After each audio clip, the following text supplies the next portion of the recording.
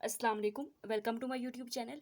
आज की इस वीडियो में मैं डिस्कस करूंगी आइसोमेरिज्म और आइसोमेरिज्म की टाइप्स। तो सबसे पहले देख लेते हैं आइसोमर्स क्या होते हैं। ऐसे कंपाउंड जिनका मॉलिक्यूलर फार्मूला सेम होता है लेकिन स्ट्रक्चरल फार्मूला डिफरेंट होता है, उनको आइसोमर्स कहते हैं। अब आइसोमर्स जो होते हैं इनके डिफरेंट स्ट्रक्चर की वजह से इनकी फिजिकल और केमिकल प्रॉपर्टीज डिफरेंट होती हैं और इस फेनोमेना को आइसोमेरिज्म कहते हैं। आइसोमेरिज्म की दो टाइप्स हैं, स्ट्रक्चरल आइसोमेरिज्म और स्टीरियो आइसोमेरिज्म। अब स्ट्रक्चरल आइसोमेरिज्म क्या होता है? The isomerism is caused by different arrangement of atoms within the molecule without any reference to space. यानी कि एक मॉलिक्यूल के अंदर एटम्स की डिफरेंट अरेंजमेंट की वजह से जो डिफरेंट स्ट्रक्चर्स बनते हैं उनको कहते हैं स्ट्रक्चरल आइसोमेरिज्म। एग्जाम्पल है C4H10, ये है मॉलिक्यूलर फार्मूला C4H10 ब्यूटेन। अब देखिए इसके दो स्ट्रक्चर हैं, एन ब्यूटेन और आइसो ब्यूटेन। अब स्टीरियो आइसोमेरिज्म क्या होता है? ये अरेंजमेंट ऑफ ग्रुप्स या एटम्स होते हैं मॉलिक्यूल में, ठीक है, लेकिन क्या उनकी डिफरेंट अरेंजमेंट तो होती है ग्रुप्स की, लेकिन क्या स्पेस की रिस्पेक्ट से हम उसको देखते हैं। The isomerism is caused by the different arrangement of groups or atoms in space. Like मेरे पास है two butene, cis two butene और ट्रांस टू ब्यूटीन। अगर हम इसका मॉलिक्यूलर फार्मूला देखें तो वो है C4H8। अब इसमें अगर देखें तो टू ब्यूटीन में इसमें क्या है कि ये दोनों मिथाइल ग्रुप सेम साइड पे हैं, इसलिए इसको सीज कहते हैं। ट्रांस में क्या है, मिथाइल ग्रुप्स अपोजिट साइड पे हैं, तो इसको हम क्या कहेंगे, ट्रांस टू ब्यूटीन। अब क्या है कि जो स्ट्रक्चरल आइसोमेरिज्म है और स्टीरियो आइसोमेरिज्म, इनकी भी आगे से टाइप्स है। तो सबसे पहले देख लेते हैं स्ट्रक्चरल आइसोमेरिज्म की types. Chain isomerism, position isomerism, functional isomerism, metamerism, tautomerism. अब इन्हीं को वन बाय वन डिस्कस करूंगी। चेन आइसोमेरिज्म क्या होता है? The chain isomers have the same molecular formula but differ in order to which the carbon atoms are bonded to each other. इसमें क्या है कि मॉलिक्यूलर फार्मूला सेम ही है, लेकिन जो ऑर्डर जिस ऑर्डर में कार्बन एटम्स एक दूसरे से बॉन्ड बनाए हुए हैं, ये ऑर्डर डिफरेंट होता है। लाइक ब्यूटेन है, ठीक है, तो एन ब्यूटेन और आइसो ब्यूटेन। एन ब्यूटेन में लॉन्ग चेन में कार्बन एटम्स हैं, लेकिन आइसो में क्या है, सेकंड कार्बन पे मिथाइल ग्रुप लगा हुआ है। मॉलिक्यूलर फार्मूला दोनों का सेम है लेकिन स्ट्रक्चर दोनों का डिफरेंट है। अब पोजीशन आइसोमेरिज्म ऐसा आइसोमेरिज्म होता है जिसमें क्या होता है, जो फंक्शनल ग्रुप है वो उसकी पोजीशन चेंज होती है सिर्फ। जैसे अगर ब्रोमोब्यूटेन में देखूं तो इसमें क्या है, नंबरिंग यहाँ से स्टार्ट करेंगे क्योंकि फंक्शनल ग्रुप ईथर है, तो कार्बन नंबर 1 पे ब्रोमीन एटम है तो 1 ब्रोमोब्यूटेन।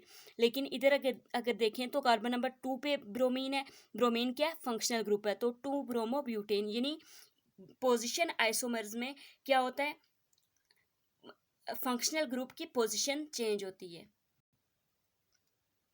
नेक्स्ट है फंक्शनल आइसोमेरिज्म। फंक्शनल आइसोमेरिज्म में क्या होता है कि फंक्शनल ग्रुप चेंज होता है। जैसे मेरे पास एग्जांपल है C2H5OH। तो अगर हम इसके दो स्ट्रक्चर ड्रा करें, ethyl alcohol, di methyl ether. अब इसमें दोनों में क्या है, इसमें भी नंबर ऑफ कार्बन एटम्स 2 हैं, हाइड्रोजन कितने 5 और OH ग्रुप अटैच है। इसमें भी क्या है, नंबर ऑफ कार्बन एटम्स 2 हैं,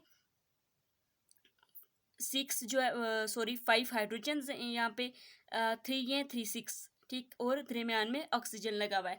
यानी ये क्या है, ईथर है और ये अल्कोहल है, इथाइल अल्कोहल और डाईमिथाइल ईथर।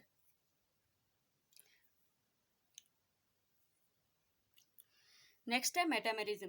मेटामेरिज्म क्या होता है कि फंक्शनल ग्रुप के दोनों साइड पे, ठीक है, मॉलिक्यूलर फार्मूला इनमें भी सेम होगा। अब फंक्शनल ग्रुप के दोनों साइड पे अनइक्वल डिस्ट्रीब्यूशन होगी कार्बन एटम्स की। यानी अगर एक साइड पे एक मॉलिक्यूल है जिसमें नंबर ऑफ कार्बन एटम्स 4 हैं, तो फंक्शनल ग्रुप की एक साइड पे अगर 3 है तो एक साइड पे 1 है, लेकिन दूसरे आइसोमर में क्या होगा, दोनों साइड पे 2 2 भी हो सकते हैं। जैसे एग्जाम्पल है मेरे पास C4H10O। अब इसमें डाई इथाइल ईथर में क्या है कि 2 कार्बन इस साइड पे हैं, 2 इस साइड पे हैं, और ये क्या है, फंक्शनल ग्रुप है। लेकिन यहाँ पे क्या है कि मिथाइल ग्रुप एक साइड पे 1 कार्बन है, दूसरी साइड पे 3 कार्बन है, तो यानी unequal distribution of carbon atoms on either side of the functional group is called metamer. तो इसको हम मेटामेरिज्म कहते हैं। अब टाटोमेर क्या होता है, special type of isomerism in which isomers are in dynamic equilibrium with each other. अब इसमें क्या होता है कि जो आइसोमर्स होते हैं ना, उनमें मॉलिक्यूल के अंदर ही चेंजिंग होती हैं, ठीक है। प्रोटॉन का ट्रांसफ़र होता है तो एक फॉर्म से दूसरी फॉर्म में ये चेंज हो जाते हैं। जैसे यहाँ पे क्या है, ये मेरे पास एक एग्जांपल है, इसमें क्या है, यहाँ पे ये वाला सी डबल बॉन्ड ओ है ना, और CH2 है, तो नेक्स्ट इनोल फॉर्म में क्या होगा कि ये वाला H यहाँ पे ट्रांसफ़र हो जाएगा और ये बॉन्ड इधर आ जाएगा, डबल बॉन्ड बन जाएगा, ये इनोल फॉर्म है। इस तरह से प्रोटॉन ट्रांसफ़र होता है। नेक्स्ट है स्टीरियो आइसोमेरिज्म की टाइप्स। इसकी दो टाइप्स हैं, ज्योमेट्रिकल या फिर इसको सिस या ट्रांस आइसोमेरिज्म भी कहते हैं, और दूसरा कौन सा है, ऑप्टिकल आइसोमेरिज्म। अब ज्योमेट्रिकल आइसोमेरिज्म क्या है, इसमें जो है आइसोमर्स क्यों बनते हैं, क्योंकि डबल बॉन्ड के रोटेशन पॉसिबल नहीं है, इसलिए। Geometrical isomerism result from restriction in rotation about the double bond, यानी डबल बॉन्ड में तो इस बॉन्ड की वजह से रोटेशन नहीं होगी, लेकिन अगर हम साइक्लिक कंपाउंड में देखें तो सिंगल बॉन्ड की वजह से रोटेशन नहीं होगी। तो इस तरह से जो आइसोमर्स बनेंगे उनको हम ज्योमेट्रिकल आइसोमर्स कहेंगे, और इस फेनोमेना को ज्योमेट्रिकल आइसोमेरिज्म कहेंगे, और इनको हम सिस ट्रांस आइसोमेरिज्म भी कहते हैं। जैसे मेरे पास है सिस टू ब्यूटीन, इसमें क्या है कि जो मिथाइल ग्रुप अगर सेम साइड पे तो क्या है, सिस है। ट्रांस ब्यूटीन अगर ये वाले मिथाइल ग्रुप, इसमें यहाँ पे क्या है, ऑपोजिट साइड पे, यानी अगर दो ग्रुप सेम साइड पे तो उसको हम सिस कहते हैं, अगर वो अपोजिट साइड पे तो उसको हम ट्रांस कहते हैं। अब साइक्लिक कंपाउंड में देखें अगर, तो इसमें क्या है, यहाँ पे ये सिस फॉर्म है, 1,2 डाई इथाइल साइक्लोप्रोपेन। प्रोपेन इसको क्यों कहेंगे, मीथेन इथेन प्रोपेन, क्योंकि इसमें 3 कार्बन है साइकिल में। अब डाई मिथाइल यानी इसमें 2 मिथाइल ग्रुप हैं, 1 और 2, यानी कार्बन नंबर 1 और 2 पे, 1 और 2 पे 2 मिथाइल ग्रुप हैं। और इथाइल 1,2 डाई मिथाइल साइक्लोप्रोपेन इसको कहते हैं, ठीक है। अब इसमें क्या है, इसमें दोनों ग्रुप CH3 सेम साइड पे, इसको सिस कहेंगे। ये अपोजिट साइड पे हैं तो इसको हम ट्रांस कहेंगे। लेकिन जो ये ना साइकिल में आइसोमेरिज्म, इसके लिए 2 रिक्वायरमेंट्स हैं कि there must be at least 2 other groups besides hydrogens. Hydrogens के अलावा रिंग पे 2 ग्रुप्स होने चाहिए हाइड्रोजन के अलावा, and they must be on different carbon atoms, और इन दोनों को डिफरेंट कार्बन आइटम्स पे होना चाहिए जैसे इसमें है। लेकिन अगर दोनों 2 ग्रुप्स हैं हाइड्रोजन के अलावा और वो एक ही कार्बन पे, तो ऐसे जो कंपाउंड हैं, साइक्लिक कंपाउंड्स हैं, इनमें आइसोमेरिज्म पॉसिबल नहीं है, जैसे ये है। अच्छा, नेक्स्ट है स्टीरियो आइसोमेरिज्म की second type, optical isomerism. The compounds which have same molecular formula but they rotate the plane polarised light in opposite direction. ऐसे कंपाउंड जो प्लेन पोलराइज्ड लाइट को अपोजिट डायरेक्शन में, यानी एक साइड पे rotate करवाएगा, dextro rotatory, अगर clock wise rotate करवाएगा, अगर एंटी क्लॉक वाइज रोटेट कराएगा तो हम उसको लेवो रोटेटरी कहेंगे। और ऐसे कंपाउंड्स को क्या कहते हैं, ऑप्टिकल आइसोमर। अच्छा, नेक्स्ट ऑप्टिकल आइसोमेरिज्म की कुछ टर्म्स देख लेते हैं। तो ऐसे कंपाउंड्स ऑप्टिकली एक्टिव होते हैं जो प्लेन पोलराइज्ड लाइट को रोटेट करवा सकते हैं, ठीक है। अब वो कौन से कंपाउंड होते हैं, ऐसे कंपाउंड जिनमें कायरल कार्बन हो, वो क्या होते हैं, जो प्लेन पोलराइज्ड लाइट है उसको रोटेट करवा सकते हैं। और कायरल कार्बन क्या होता है, जिस कार्बन के साथ 4 डिफरेंट ग्रुप्स अटैच हों, जैसे ये कार्बन है, इसके साथ यहाँ पे अलग ग्रुप है, ये अलग है, ये अलग है, और ये अलग है। और ऐसे कंपाउंड्स क्या होते हैं, एक दूसरे के यानी 4 डिफरेंट ग्रुप्स भी होने चाहिए, और ये इनमें सिमेट्री नहीं होनी चाहिए। अगर मैं इसको बराबर काटूँ तो ये इक्वल हाउस में नहीं कटेगा, ठीक है।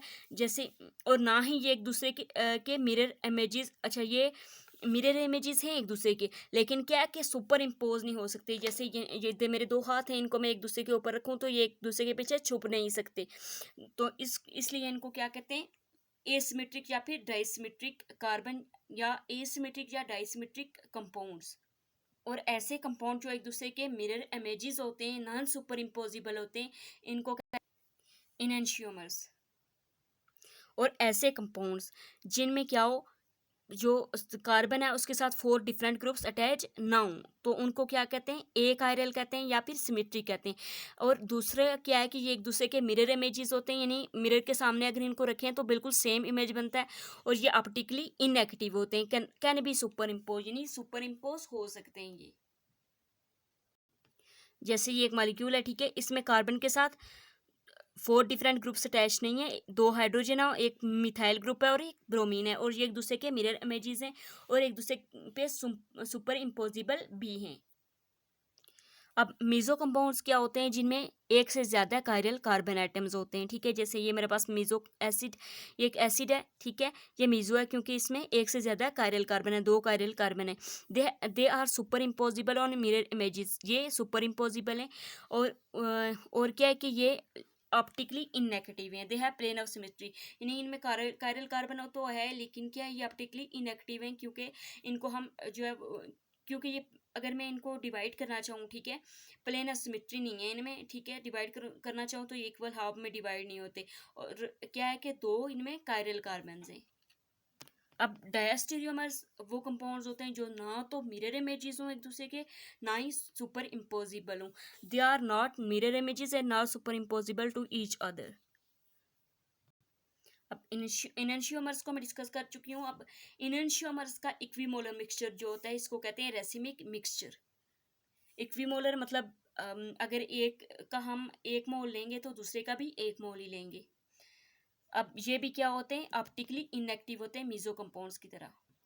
अच्छा, कुछ रूल्स हैं ऑप्टिकल एक्टिव कंपाउंड्स को चेक करने के लिए। तो सबसे पहला है कि मॉलिक्यूल शुड बी डिसिमेट्रिक और कायरल, यानी इसमें ये मॉलिक्यूल कायरल होना चाहिए, कायरल कार्बन इसके अंदर होना चाहिए, जो कार्बन डिफरेंट 4 डिफरेंट ग्रुप से अटैच हो। सेकंड क्या है, should be non super imposable on it's mirror images, एक दूसरे के non super imposable mirror images होने चाहिए ये। उसके अलावा जो है पॉइंट नंबर 3 है कि मीजो कंपाउंड्स। अब देखिए, हमने डिस्कस किया कि कायरल कार्बन होना चाहिए, मीजो कंपाउंड्स में कायरल कार्बन है, लेकिन ये एक दूसरे के जो है वो they do not show optical isomerism, क्योंकि इनके अंदर प्लेन ऑफ सिमेट्री होती है। नेक्स्ट है alkene derivatives, they have and biphenol derivatives have no chiral carbon but show optical isomerism, यानी ऐसे कंपाउंड्स जिनमें कायरल कार्बन नहीं है, ठीक है, लेकिन फिर भी ये ऑप्टिकल आइसोमेरिज्म शो कर रहे हैं, क्योंकि ये एक दूसरे के नॉन सुपर मिरर इमेजेस हैं। इन कंपाउंड में कौन कौन से आ रहे हैं, अल्कीन्स के डेरिवेटिव्स और बाइफिनाइल डेरिवेटिव्स। ये अल्कीन्स के, और ये क्या है, बाइफिनाइल।